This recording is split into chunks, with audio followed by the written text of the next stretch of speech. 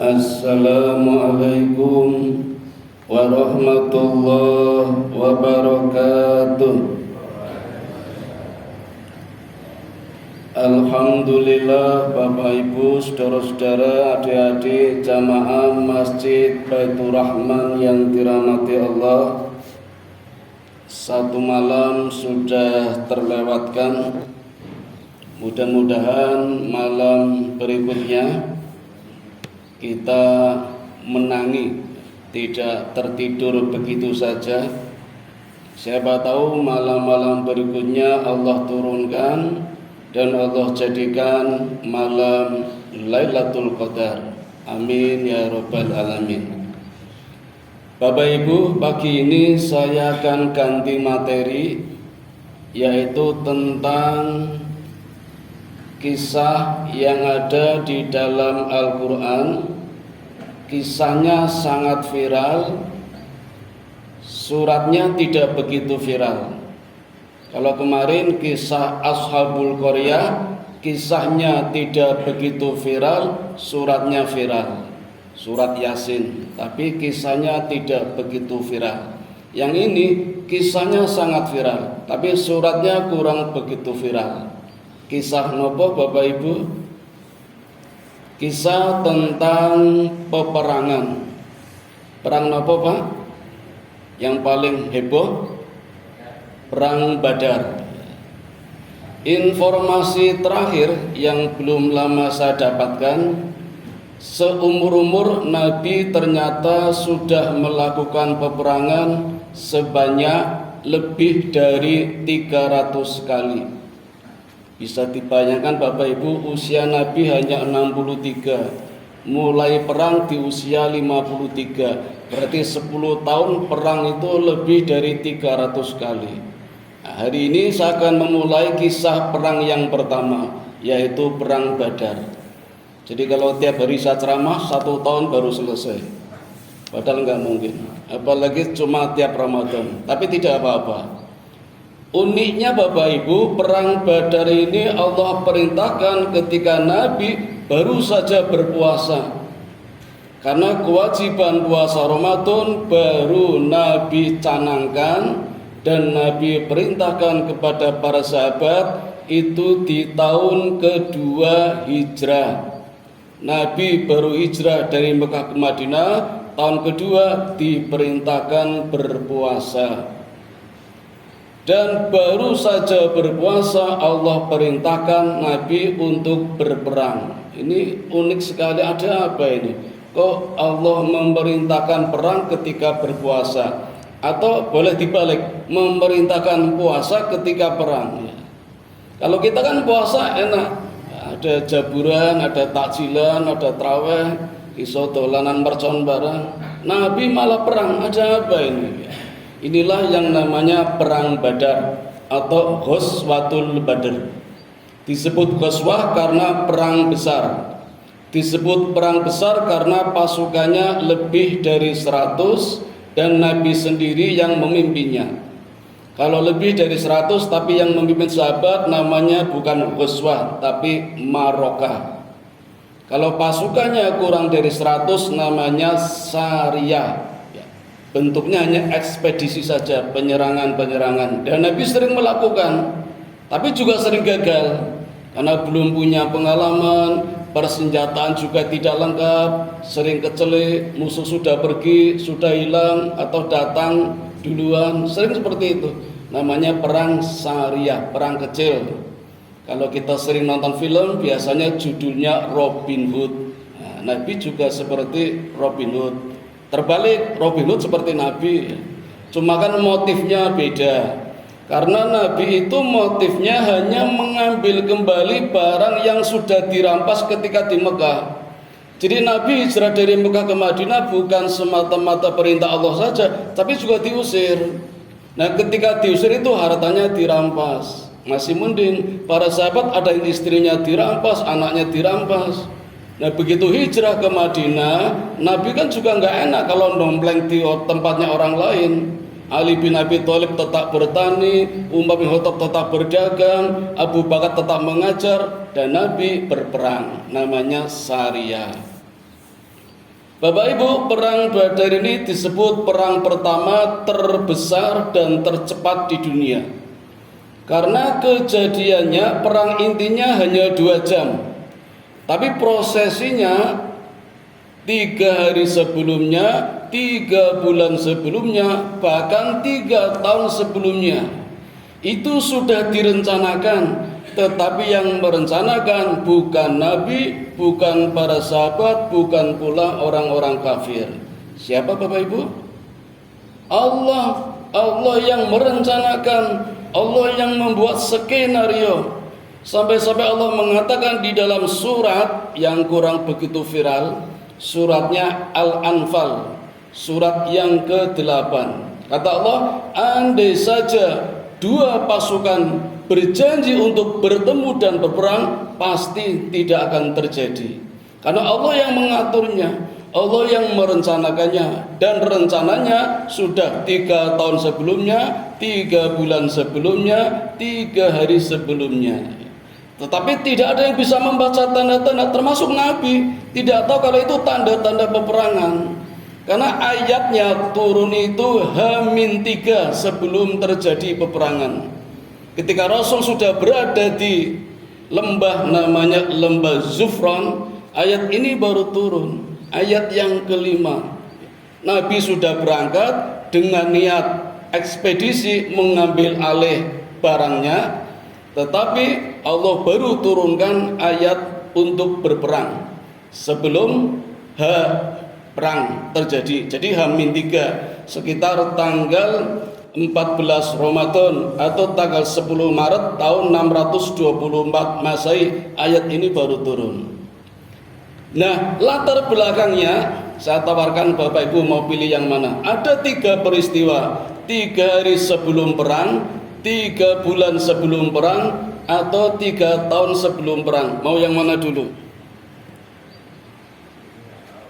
3 tahun sebelum berperang, berarti ketika Nabi masih berada di Mekah, sudah ada tanda-tanda bibit-bibit akan terjadi peperangan. Dan tadi sudah saya sampaikan, begitu Nabi hijrah, tahun kedua sudah mulai. Tapi tidak ada tanda-tanda, jadi enggak merasakan kalau itu yang membuat skenario adalah Allah. Selesai jawaban pertama. Sekarang mau pilih 3 hari sebelumnya atau 3 bulan sebelumnya. Sudah habis waktunya. 3 bulan sebelumnya. Kisahnya begini Bapak Ibu. Ada 2 orang bersahabat tapi beda agama. Satu kafir, satu muslim. Yang kafir namanya Umayyah bin Khalaf, orang terkaya nomor 3 di Mekah.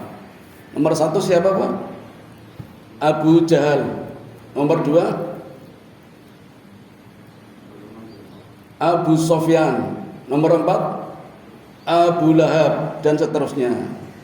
Bersahabat dengan orang Islam di Madinah namanya Sa'ad bin Mu'ad, orang terkaya nomor 1 di Madinah, kepala suku Aus, punya pasukan jumlahnya 300.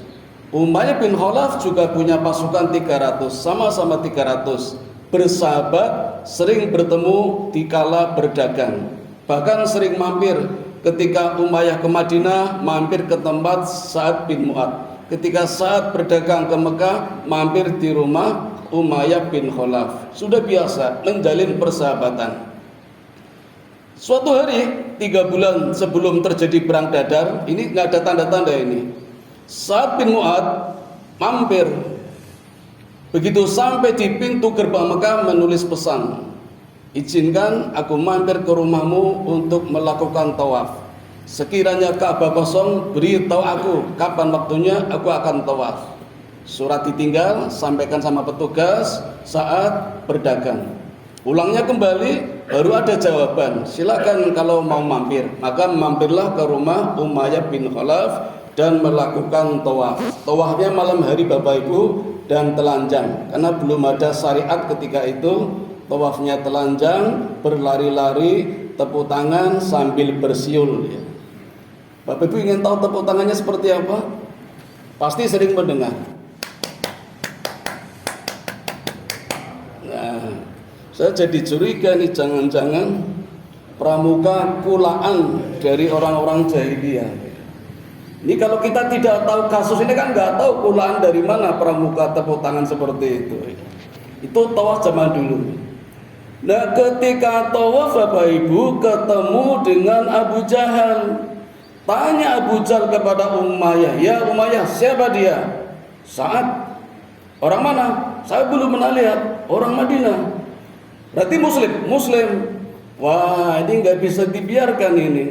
Panggil Abu Jahal, "Sa'ad, berani-beraninya ke Mekah. Saya jamin kamu tidak bisa keluar dari Mekah hidup-hidup." Kata Sa'ad, "Bisa, aku bisa keluar." Kata Abu Jahal, "Tidak bisa. Kamu tidak akan keluar dalam keadaan selamat karena kamu Muslim." Kata Sa'ad, "Aku bisa menghilangkan apa yang paling kamu cintai." Sebenarnya kalimat ini Bapak Ibu itu sudah tanda-tandakan terjadi perang Badar, tapi sama-sama tidak menyadari. Saat mengatakan, "Aku bisa menghilangkan apa yang lebih kamu cintai." Jadi ternyata Abu Jahal itu lebih suka pada hartanya daripada istri dan anaknya. Maka nanti Abu Jahal kehilangan tiga-tiganya, kehilangan harta bendanya, kehilangan harga dirinya, kehilangan Ka'bah yang ada di kota Mekah. Nanti di perang Badar akan kehilangan salah satunya atau mungkin dua. Kalau yang Ka'bah nanti ketika Fathul Mekah, Ka'bah jatuh kembali ke pasukan Nabi. Tapi di perang Badar nanti akan kehilangan harga dirinya sekaligus hartanya, bahkan nyawanya. Ini tak kasih bocoran dulu nih. Tapi nanti sabar 3 bulan lagi. Ini kan kejadian 3 bulan sebelumnya. Dua orang ini padu cekcok. Sampai saat mengatakan, "Ya Umayyah, kamu kan berjanji memberikan jaminan kepadaku. Sekarang aku dihadapkan pada persoalan menghadapi kepala suku, bahkan raja." Abu Jahal raja Pak, raja Mekah. Ada apa ini? Ulama sejarah mengatakan hatinya Umayyah condong kepada Abu Jahal. Hingga Umayyah mengatakan, "Ya Sa'ad, jangan kau palingkan wajahmu di hadapanku." Artinya jangan melihat aku seperti itu. Di sebelah kanan Abu Jahal adalah rajaku, pimpinanku, kamu sahabatku. Maka akhirnya Sa'ad mengatakan, "Kalau begitu kita putus, persahabatan putus. Tapi dengarkan Umayyah, aku membawa pesan Nabi." Dan Nabi mengatakan, "Kamu pasti akan terbunuh." Nah, ini Bapak Ibu, ini kalimat yang kedua yang juga menyebabkan terjadinya perang Badar. Tapi sama-sama tidak menyadari. Nabi berpesan, "Ya Umayyah, kamu pasti akan terbunuh. Pasti akan kami bunuh." Itu pesan Nabi. Iya. Maka begitu saat mengatakan kalimat seperti itu, Umayyah grogi, gemetaran, apa saja yang dia pegang semuanya terjatuh, hingga langsung meninggalkan dua orang ini. Umayyah pergi, Abu Jahal rupanya nyalinya keciut, ikut pergi, nggak jadi bertarung sama Sa'ad. Karena Sa'ad juga berani. Mungkin kamu bisa membunuh saya, tapi pasukanku di Madinah tidak akan tinggal diam, bisa menghancurkan Mekah, kata Sa'ad. Jadi Abu Jahal grogi juga terus pergi. Nah, Umayyah Bapak Ibu, di dalam catatan sejarah dikatakan oleh ulama, sepanjang jalan ketika pulang dia hanya ngomel sendiri. Ngomelnya apa? Muhammad tidak pernah bohong, Muhammad tidak pernah bohong, Muhammad tidak pernah bohong. Ini yang membuat orang-orang kadang heran, betapa bencinya kepada Nabi Muhammad, tapi yakin betul kalau Muhammad tidak pernah bohong. Sampai di rumah, Umayyah cerita kepada istrinya, "Wahai istriku, aku baru saja diberikan informasi dari sahabatku tadi, Sa'ad bin Mu'adz, yang mengatakan ada pesan Nabi kalau aku akan terbunuh. Bagaimana pendapat istriku?" Istrinya menjawab, "Setahu aku, Muhammad tidak pernah bohong." Wah, istrinya saja yang orang kafir juga menyatakan kejujurannya kalau Muhammad tidak pernah bohong. Maka kalau begitu wahai istriku, mulai hari ini saya tidak akan keluar dari Mekah. Jangankan keluar rumah, keluar kamar pun tidak. Disembunyi terus Pak, takut mati, takut kalau ada yang membunuh. Ini kejadian 3 bulan sebelumnya. Pun 3 bulan sebelumnya. Yang tadi 3 tahun. Juga ada peristiwa, saya tambah 1 nggih, tambah 1, 3 tahun sebelumnya. Ini ada perselisihan antara suku Kanana dengan suku Quraisy. Ketika suku Kanana tawaf di Mekah, terjadi percekcokan dengan suku Quraisy sampai suku Kanana membunuh salah satu warga suku Quraisy. Saudaranya yang dibunuh dari suku Quraisy tidak terima, maka menuntut balas untuk menyerahkan pembunuhnya. Tapi lobby akhirnya damai, tidak perlu menyerahkan pembunuhnya, cukup membayar diat atau denda sebanyak 100 ekor onta. Begitu dia dibayar, terasa aman karena sudah bebas, nggak ada dendam. Tetapi begitu Sunana suku Kanana tawaf lagi, apa yang terjadi? Pembunuhnya ternyata juga dibunuh juga, walaupun sudah membayar diat 100 ekor onta. Bahkan jasadnya digantung di Ka'bah. Inilah yang menjadikan masalah. Khawatir kalau nanti suku Kanana menuntut balas. Ini kejadian 3 tahun sebelum perang Badar. Oke, 3 tahun sudah, 3 bulan sudah. Bisa saya tambahi? Yang 3 hari ini sebelum terjadi perang Badar. Ini terjadi pada tantenya Nabi Muhammad punya paman namanya Abbas, Abbas punya adik namanya Atikoh. Di satu malam Atikoh mimpi besar, bukan mimpi basah, mimpi besar. Mimpinya melihat seorang lelaki naik ke bukit namanya Abi Kubais. Ini tidak sembarang bukit, yang boleh naik hanya orang-orang tertentu ketika akan menyampaikan pengumuman atau informasi penting. Ya seperti inilah, kalau ada seripa yang ngomongkan tidak semua orang, hanya orang-orang tertentu. Biasanya Abu Bakar Sigit itu ya, yang tinggal di Karangwaru. Gunung Abi Kubais tiba-tiba dinaiki oleh seorang laki-laki dan dari atas gunung turun sambil berteriak-teriak, "Wahai pengkhianat, wahai pemberontak, tunggu saat kematianmu 3 hari lagi."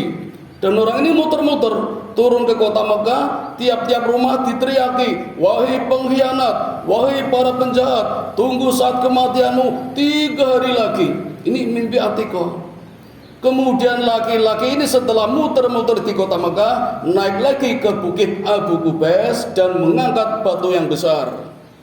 Batu itu dijatuhkan menjadi serpian-serpian batu, dan serpiannya mengenai semua rumah yang ada di Mekah. Semua rumah yang kena serpihan hancur semuanya.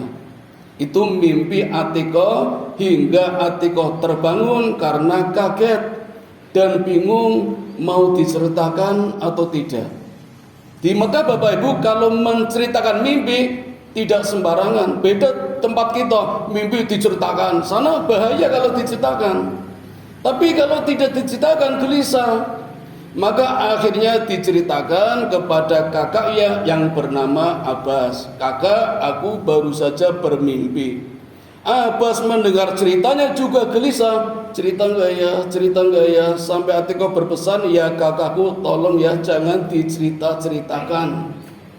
Abbas gelisah, cerita lagi kepada temannya namanya Utbah bin Rabi'ah dengan pesan, "Tolong ya jangan cerita-cerita." Utbah bin Rabi'ah cerita kepada anaknya Al-Walid bin Utbah bin Rabi'ah, "Nak, tolong ya nak, jangan cerita-cerita, untuk sendiri aja."